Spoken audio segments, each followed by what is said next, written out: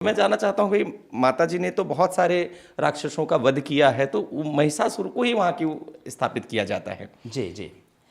इसमें कालिका पुराण में और देवी भागवत पुराण में और देवी पुराण में महिषासुर वध का प्रसंग है। जी।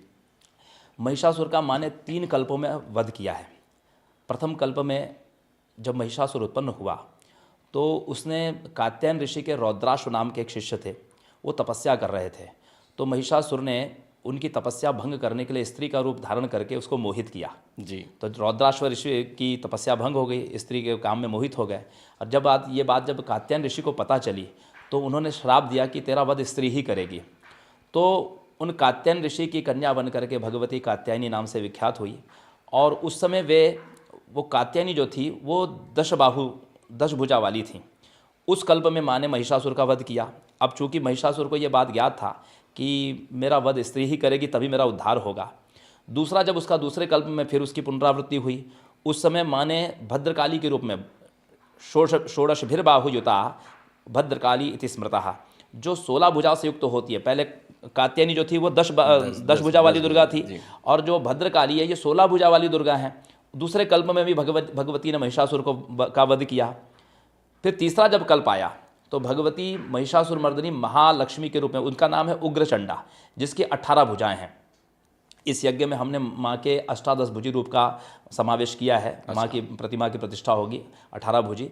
तो जो 18 भुजी जो महिषासुर मर्दिनी है उनको हम उग्रचंडा कहते हैं जी। और जब उग्रचंडा ने जब महिषासुर का वध किया स्त्री रूप से, देखिए ये बात को जब वो जानता था कि स्त्री के द्वारा ही मेरा वध होगा, तो उसने ब्रह्मा जी से यही वर मांगा कि न देवान दैत्यान मनुष्यानाम मरणम में पितामह पुरुषान्न च मे मृत्यु योषा माम का हनिष्यसि।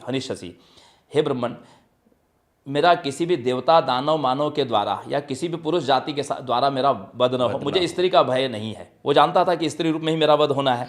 और जब उसका माँ ने संहार किया तो संहार करने के बाद महिषासुर ने माँ से वरदान मांगा कि हे माँ, मुझे मुक्ति चाहिए। 3 कल्पों से मैं मुक्ति के लिए तरस रहा हूँ, मुझे इस कल्प में आप इस युग में मुक्ति दे दीजिए। तो माँ ने कहा कि देखो, तुम्हारी प्रतीक्षा पूरी हुई है और 3,160 करोड़ कल्प तक अब तुम्हारा जन्म नहीं होगा। माँ ने उसको मुक्ति दी और तुमने मेरे द्वारा ही हर बार मृत्यु का वरदान मांगा है, इसलिए तुमने मेरा सायुज्य प्राप्त किया है।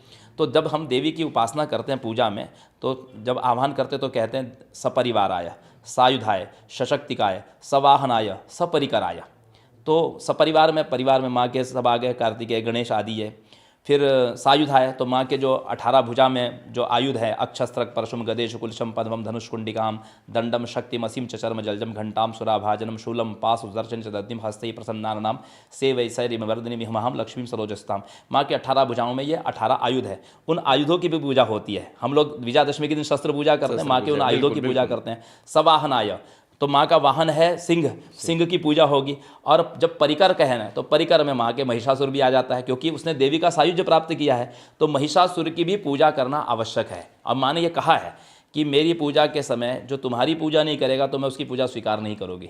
अच्छा, बहुत सुंदर। ये माँ की बड़ी कृपा है कि वो लालने ताड़ने मातर कारुण्यम यथारभके तद्वदेव जगन माता नियंत्र्या गुण दोषयो। माता अपने बच्चे को चाहे पिटाई करे चाहे प्यार करे, दोनों ही स्थिति में उसकी करुणा अपने बच्चे पे कम नहीं होती।